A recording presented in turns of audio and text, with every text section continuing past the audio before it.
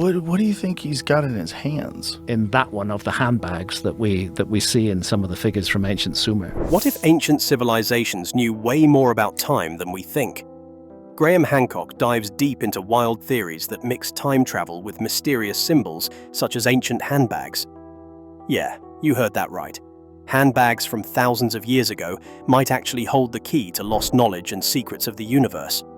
Might sound crazy, but Hancock's got a way of making you question everything you thought you knew about history, and the first one who did some questioning recently is no other than Mister Curious Joe Rogan. Graham Hancock's worldview. Rogan has become one of the most influential cultural figures in the realm of alternative history and fringe science. One of his most frequent and fascinating guests is Graham Hancock, a British author and journalist known for his radical theories about ancient advanced civilizations and their forgotten knowledge. A recurring motif in Hancock's work, and often discussed on Rogan's podcast, is the idea of shared ancient symbolism across seemingly disconnected cultures. One striking symbol is the ancient handbag icon, a shape carved into the art of Mesopotamia, Mesoamerica, and even Göbekli Tepe in Turkey. Hancock uses such motifs to suggest the existence of a lost global civilization or knowledge system. Rogan is not only intrigued by these ideas, but also frequently defends the legitimacy of entertaining them in mainstream discourse. In some conversations, this speculation veers into discussions about time travel, higher dimensions, and psychedelic consciousness. Graham Hancock is one of the most well-known and controversial figures in the world of alternative history and archaeology. Hancock isn't an academic archaeologist or historian, but that hasn't stopped him from amassing a massive global following. His books such as Fingerprints of the Gods, Magicians of the Gods, and more recently America Before have sold millions of copies, and his appearances in documentaries and podcasts, including Netflix's Ancient Apocalypse, have helped bring his ideas into the mainstream. What makes Hancock's worldview so compelling for many readers is his boldness. He questions conventional historical narratives and dares to ask whether we might have forgotten an entire chapter of human civilization. At the heart of Hancock's work is the idea that there once existed a highly advanced civilization during the last ice age, one that was destroyed in a global catastrophe around 12,000 years ago.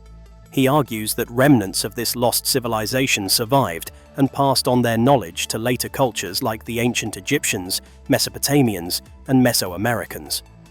According to Hancock, the evidence for this forgotten society can be found not only in myths and legends from around the world, such as the story of Atlantis, but also in mysterious archaeological sites like Göbekli Tepe in Turkey, the Sphinx in Egypt, and underwater ruins off the coast of Japan. He suggests that mainstream archaeology either ignores or dismisses this evidence too quickly, clinging too tightly to its established timelines and paradigms. One of Hancock's core themes is the idea that ancient peoples possessed advanced knowledge, especially in areas like astronomy, architecture, and geodesy, that doesn't seem to fit with their supposed technological capabilities. For instance, he often points out the precision of the Great Pyramid's alignment with true north, or the mathematical sophistication found in ancient structures across the world. He argues that this kind of knowledge suggests either direct inheritance from a more advanced predecessor, or, at the very least, that our assumptions about the intellectual abilities of prehistoric cultures are far too limited. Hancock frequently emphasizes that human history may be much older and more complex than we've been led to believe. Another defining feature of Hancock's worldview is his open opposition to what he sees as the gatekeeping nature of academic institutions. He often positions himself as a kind of outsider or rebel, challenging the orthodox views held by professional archaeologists. While some critics accuse him of pseudoscience, Hancock insists that he's simply following the evidence and encouraging curiosity. He sees himself as part of a long tradition of thinkers who question authority and aren't afraid to consider ideas that lie outside the academic comfort zone. His writing is infused with a sense of wonder and mystery, inviting readers to imagine a deeper, more magical past, one filled with forgotten wisdom, cosmic cycles, and cataclysmic events that shape the world we now inhabit. Hancock's influence can't be denied. Whether or not one agrees with his conclusions, he's helped spark public interest in ancient history and archaeology in ways few other popular authors have. He brings a narrative flair and emotional depth to topics that are often treated as dry academic subjects. One specific subject: the mystery of olden handbags. The enigma of the ancient handbag motif. One of the more fascinating and oddly specific puzzles that pops up in Graham Hancock's work, and among alternative history enthusiasts in general, is the so-called ancient handbag motif. At first glance, it sounds almost ridiculous. Why would anyone care about what looks like a carved purse on the walls of temples and ruins thousands of years old? But when you start noticing that this handbag-like shape appears not just in one place, but across vastly different ancient cultures, like Mesopotamia, Mesoamerica, and even at the mysterious site of Göbekli Tepe in Turkey, it suddenly becomes a much more intriguing question. How did this oddly specific symbol end up scattered across the ancient world? Let's start with where this motif actually shows up. In ancient Mesopotamian art, gods like the Apkallu, mythological beings associated with wisdom and civilization, are often depicted holding a small, bucket-shaped object with a handle. It looks remarkably like a modern handbag, or even a lunchbox, and it usually appears alongside the famous pine cone-looking object the figure holds in the other hand. In Mesoamerica, particularly in Olmec art, there are carvings of figures clutching what seem to be similar objects, sometimes with even more stylized handles.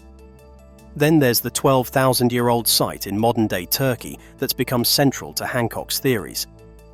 On one of the massive T-shaped pillars at the site, there's a carving of three nearly identical handbag-like shapes, neatly lined up in a row. That site predates writing, metal tools, and agriculture, yet someone took the time to carve these symbols into stone with incredible precision. What were they trying to say? Mainstream archaeologists generally take a pretty grounded view of these symbols. In Mesopotamian art, the handbag is usually interpreted as a ritual bucket used for carrying holy water or pollen during ceremonies. The pine cone, in the other hand, is seen as a symbolic tool for purification or blessing. These are fairly standard religious symbols in many ancient cultures, representing fertility, renewal, and cleansing. As for the Mesoamerican examples, scholars tend to chalk them up to cultural motifs or symbolic items like containers for offerings or ritual objects. In the case of Göbekli Tepe, where there's no writing to explain anything, the official line is more cautious. The bags could represent abstract ideas, ritual items, or even stylized depictions of something more mundane, maybe baskets or tools common to daily life at the time. But Hancock and others who follow alternative interpretations see something much more mysterious and unified at work. For him, the recurring handbag shape across multiple ancient cultures isn't just coincidence or parallel symbolism. It's a clue that points to a lost source of knowledge, a shared inheritance from an advanced civilization that predates the ones we know. Hancock suggests that the handbags might be symbolic representations of something like a container of knowledge, or even a technological device. Some interpretations go as far as speculating that the object could have been a kind of energy device, or portable container of some ancient power. That might sound far-fetched, but Hancock's argument isn't that we should jump to conclusions. It's that the pattern is too consistent and specific across cultures and time periods to be brushed off as mere chance. From Hancock's perspective, the handbag motif is part of a broader message, possibly a cultural fingerprint left behind by survivors of a lost Ice Age civilization. These survivors, he theorizes, may have traveled the world after a cataclysmic event, like the end of the Younger Dryas period, and passed on fragments of their knowledge to less advanced societies. The handbag, in this view, becomes a symbol of that transmission, an emblem of ancient wisdom, encoded in stone for future generations. Of course, critics argue that Hancock's interpretation is a stretch. After all, humans have always made containers. Just because something looks like a handbag doesn't mean it's the same object or has the same meaning across different times and cultures. Parallel development of symbols isn't uncommon in human history, especially for something as basic as a container or a vessel. Alternative theorists and fringe researchers see something far more intriguing. They propose that the handbag could represent a container of knowledge, energy, or technology. In the hands of deities or culture bringers like the Sumerian Apkallu, the Mesoamerican Quetzalcoatl, or the ancient Vedic gods, the bag seems to take on a metaphorical meaning, a portable source of divine power, civilization-building knowledge, or even consciousness-altering tools. If you think of it as a symbolic toolkit of the gods, it starts sounding a lot like an ancient briefcase of secrets, possibly even a device. So, what could the handbag actually be? Some speculate it could be a symbol for a portable energy source, like a battery or power pack. Others suggest it might represent a container for sacred mushrooms, elixirs, or psychoactive substances used in rituals, essentially a kit for accessing altered states of consciousness. In that case, the technology might not be mechanical, but mental or spiritual. More tech-savvy thinkers have even likened it to a data storage device, an ancient hard drive of encoded wisdom, perhaps literal or symbolic.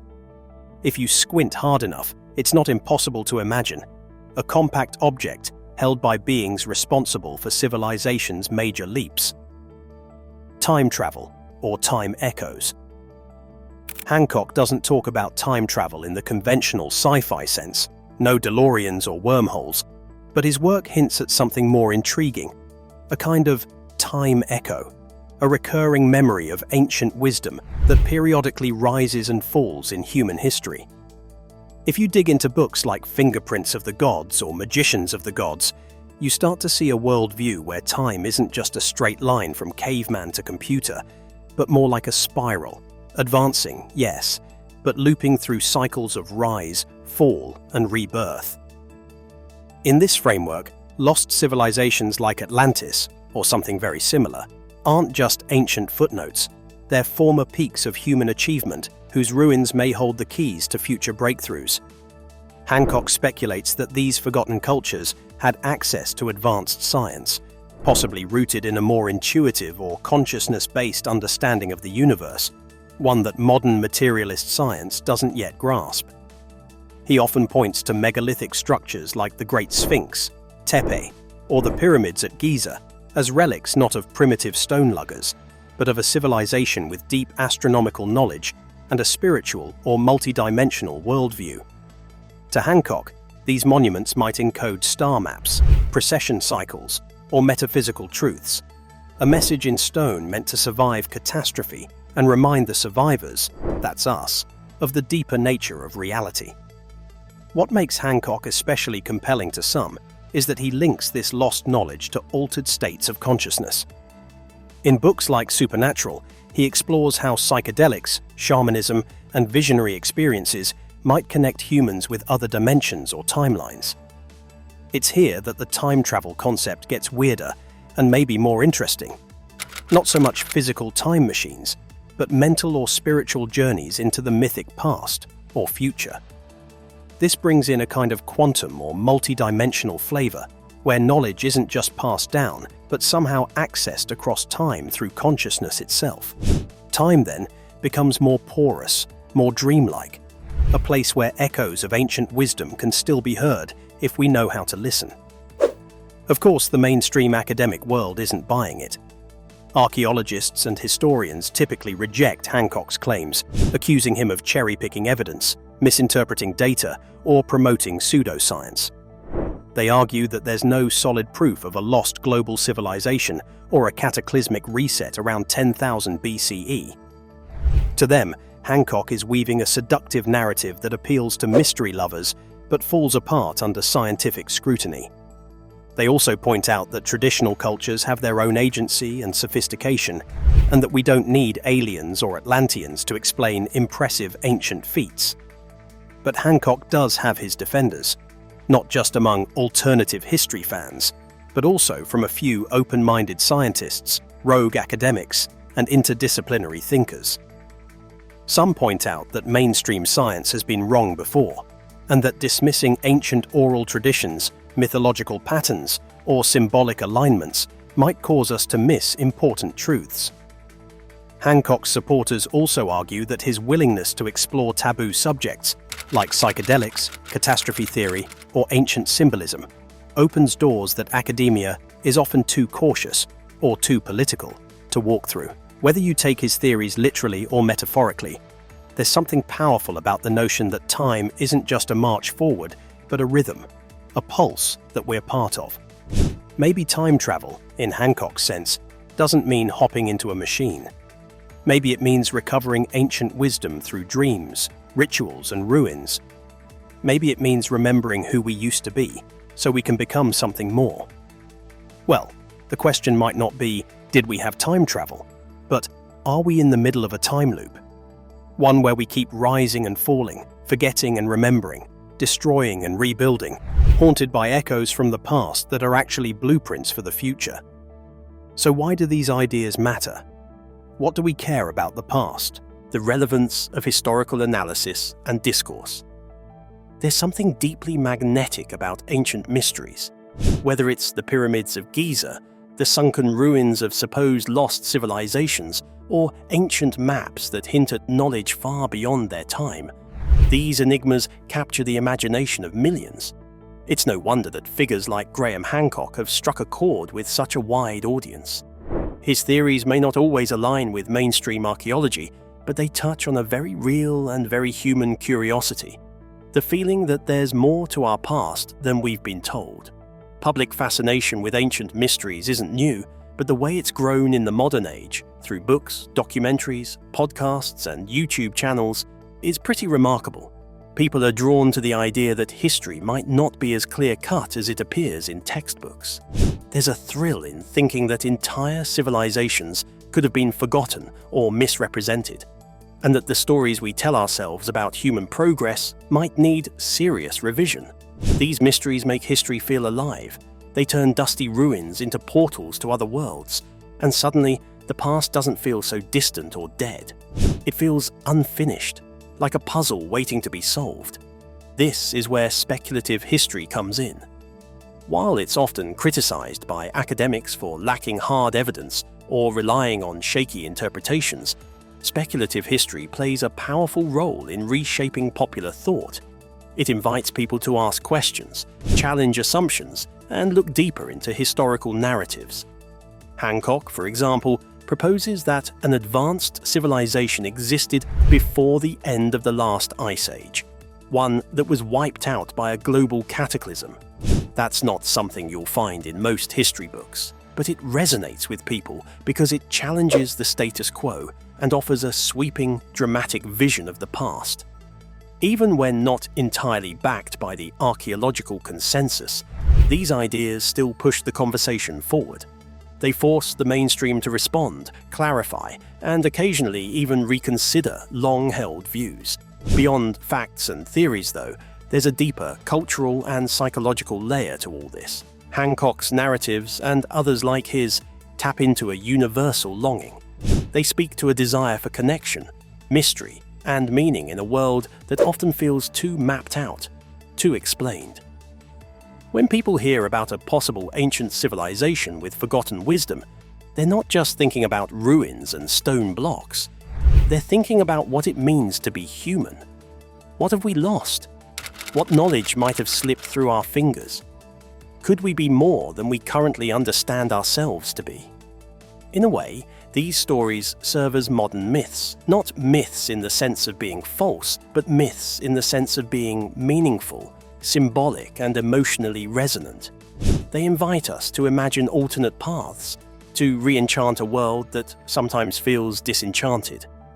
Whether or not you agree with Hancock's conclusions, the popularity of his work shows that people are hungry for a deeper story of human history, one that goes beyond dates and empires, and digs into who we are at a fundamental level. So, why is this information important? Because they remind us that history isn't just about what happened, it's about how we understand ourselves. Ancient mysteries and speculative history might not give us all the answers, but they keep us asking questions. And sometimes that's the most important part of all. Rogan's podcasts with Hancock reveal his fascination with forbidden or ignored knowledge. Rogan doesn't claim to be an expert. but his open-minded curiosity provides a bridge between fringe thinkers and the general public. While he frequently invites experts like Randall Carlson and Hancock to make their case, he also balances it by bringing skeptics like Michael Shermer or archaeologist Flint Dibble. However, Rogan often leans toward the belief that mainstream academia has become dogmatic, resistant to challenges, and dismissive of anything outside the norm. In this light, Hancock's theories and the handbag motif become symbolic not just of lost civilizations, but of a larger cultural tension between orthodoxy and innovation. It's your turn to close your eyes and think of the wonders and inconsistencies of humanity's history. Share us your thoughts down below, and see you until the next philosophical narration. Thanks for watching.